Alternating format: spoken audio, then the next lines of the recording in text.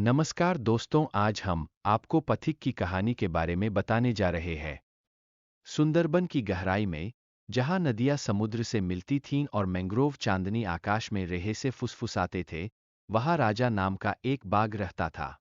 उसका कोट, नारंगी और काले रंग का टेपेस्ट्री, जंगल की छाया और रोशनी को प्रतिबिंबित करता था, जिससे वह पेड़ों के बीच एक भूत बन गया।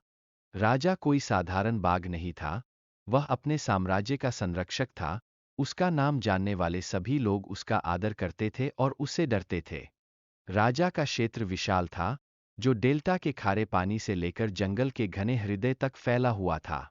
सुंदरवन, अपने भूल भुलैया जलमार्गों और अभेद्य पर्णसमूह के साथ, एक ऐसा साम्राज्य था जहां बहुत कम लोग ही जाने की हिम्मत करते थे। लेकिन राजा एक शासक की कृपा और आत्मविश्वास से इसमें आगे बढ़े। उसकी इंद्रियां तीव्र थीं, उसकी मांसपेशियां हमेशा शिकार पर निकले एक शिकारी की गुप्त शक्ति से कुंडलित थीं। एक उमस भरी गर्मी की रात में, जब सिसकियां अपना अनवरत गीत गा रही थीं और जुगनू हवा में नृत्य कर रहे थे, राजा को अशांति महसूस हुई। उसकी दुनिया का संतुलन, इतनी सावधानी से बनाए रखा गया था, ढलान पर था।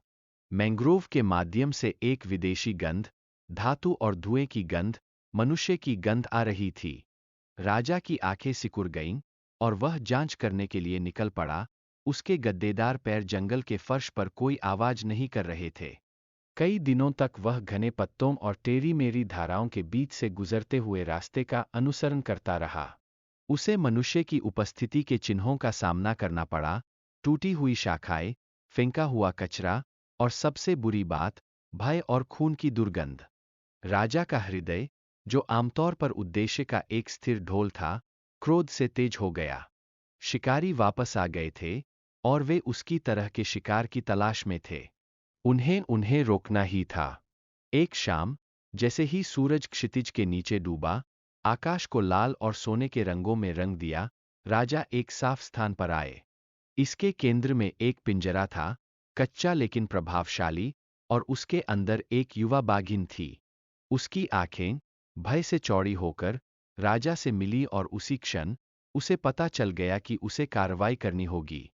राजा ने सावधानी से संपर्क किया, यह जानते हुए कि शिकारी अभी भी पास में हो सकते हैं। बाघिन ने मदद की गुहार लगाते हुए धीरे से फुसफुसाया। राजा ने अपने पंजे के जोरदार प्रहार से ताला तोड़ दिया, और पिंजरे का दरवाजा खुल गया। बाघिन एक पल के लिए झिझकी, फिर झाड़ियों में जा घुसी। रात में उसकी आजादी एक क्षणभंगुर छाया के समान थी। लेकिन राजा अकेले नहीं थे। एक गोली की आवाज सुनाई दी, जिससे शांति भंग हो गई। उसके बाजू में दर्द उभर आया, लेकिन राजा नहीं डगमगाया। वह स्रोत की ओर मुड़ा। उसकी दहाड़ एक प्रचंड चुनौती थी। शिकारी, अपने हथियारों से उत्साहित होकर, छाया से बाहर आए। उनमें से 3 थे, हथियारबंद और खतरनाक। घायल लेकिन विजयी, राजा लंगड़ाते हुए अपने क्षेत्र के मध्य में वापस चला गया। वह जानता था कि उसे आराम करने, ठीक होने की जरूरत है। जिस बाघिन को उसने बचाया था वह फिर से प्रकट हुई। उसकी आंखें कृतज्ञता और चिंता से भरी थीं। उसने उसे धीरे से थपथपाया, और साथ में उन्हें ठीक होने के लिए एक एकांत स्थान मिला।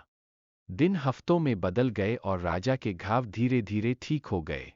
बाघिन, जिसका नाम उन्होंने सुंदरी रखा था, उनके एकांत जीवन में सहचरी के रूप में उनके साथ रहती थी।